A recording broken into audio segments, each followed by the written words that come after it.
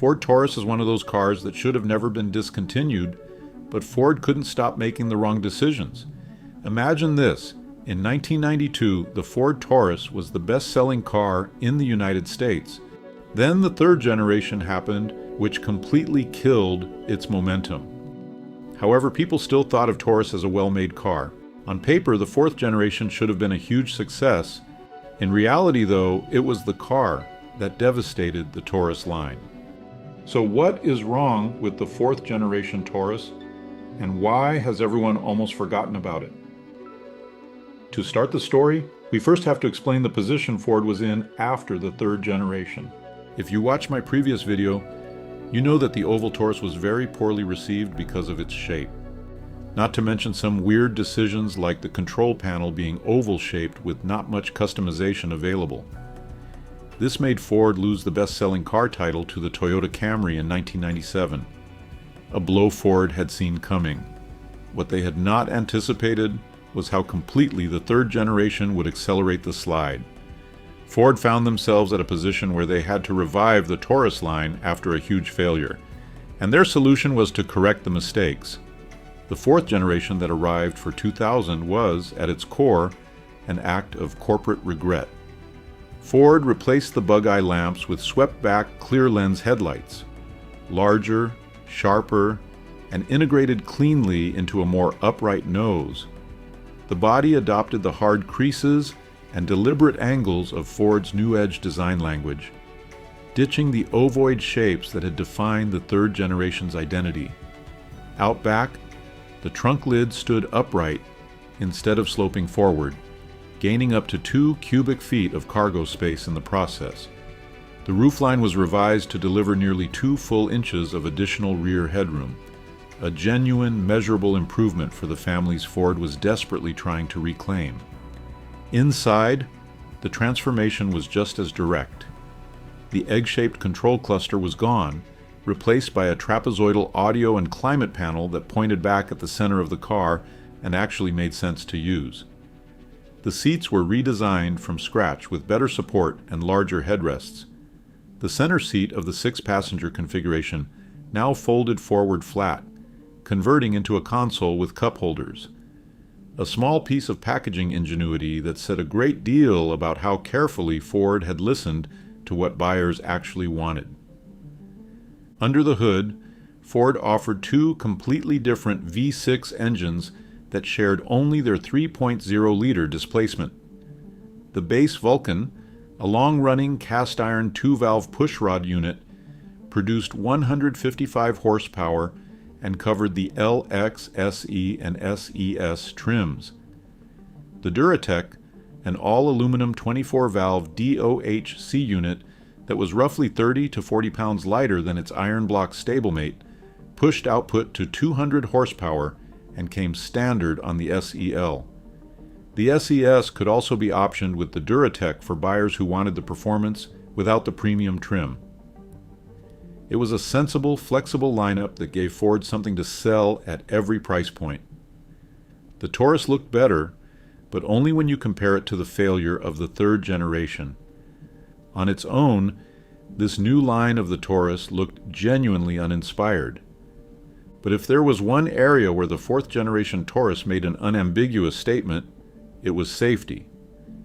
The 2000 model became the first vehicle on the market equipped with Ford's personal safety system, a collection of sensors and software that turned the airbag from a binary device into a responsive one.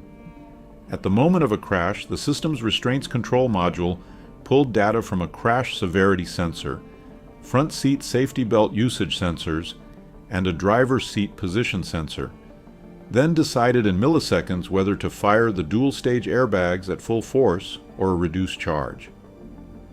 The difference mattered. A 95-pound woman sitting close to the wheel did not need the same airbag deployment as a 220-pound man sitting back in his seat. For the first time, the car knew the difference.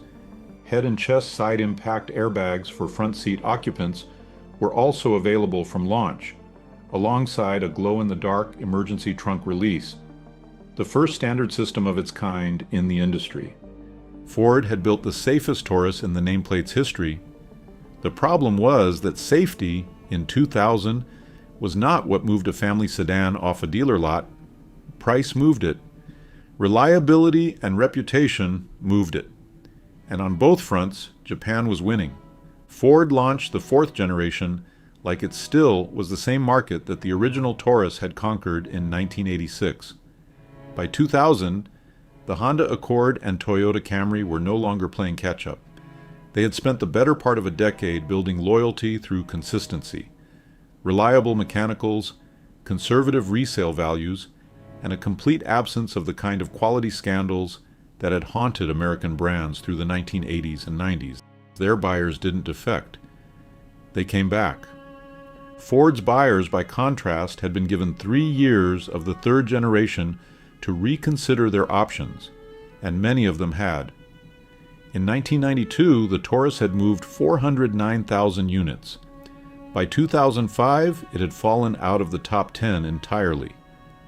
The redesign had stopped the bleeding, but it had not reversed the damage. What it had done, quietly and then inescapably, was expose Ford's dependency on a customer they had not designed the car for, the fleet buyers. At some point in the early 2000s, Ford made a calculation that would define the fourth generation's legacy more than any engineering decision. Rather than accept declining retail sales and let the Taurus find its natural level, Ford kept the assembly lines in Chicago and Atlanta running at full capacity by flooding the rental car market. Hertz, Avis, Budget, Enterprise. The Taurus became the default American rental sedan, ubiquitous, immediately familiar, and utterly invisible. Millions of Americans drove one every year, without ever considering buying one. Worse, the constant churn of high-mileage rental returns hammered resale values. A 2-year-old Taurus coming back from a fleet lease was worth almost nothing. Private buyers noticed. The perception of the car as a vehicle for people who had no other choice hardened with every year. Ford had turned their flagship family sedan into wallpaper. The trim lineup reflected the slow capitulation. The generation launched with 4 configurations: LX, SE, SES, and SEL. And by 2005, Ford had dropped the LX and SES entirely, consolidating production around the SE and SEL as the walls closed in. It was an admission that the retail market for the Taurus had shrunk to the point where maintaining 4 distinct variants was no longer worth the investment. Production of the Taurus wagon ended quietly on December 8, 2004. Retail sedan sales followed, halting after a shortened 2006 model year. The 2007 models went exclusively to fleet buyers, a final, undignified passage for a nameplate that had once defined American family motoring.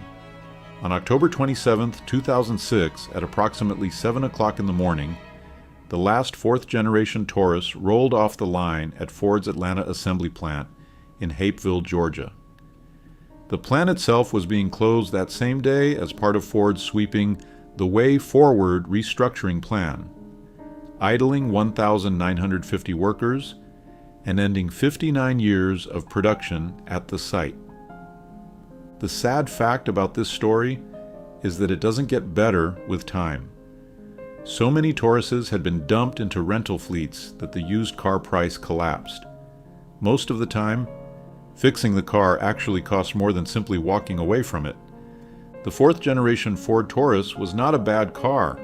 That is perhaps the most honest and most damning thing that can be said about it. It was a competent, well-engineered, genuinely improved family sedan that arrived too late, landed in the wrong hands, and spent 6 model years slowly retreating from a fight it had already lost. It got the styling right. It got the safety right. It gave families more headroom, more trunk space, and more horsepower than the car it replaced. But none of it mattered.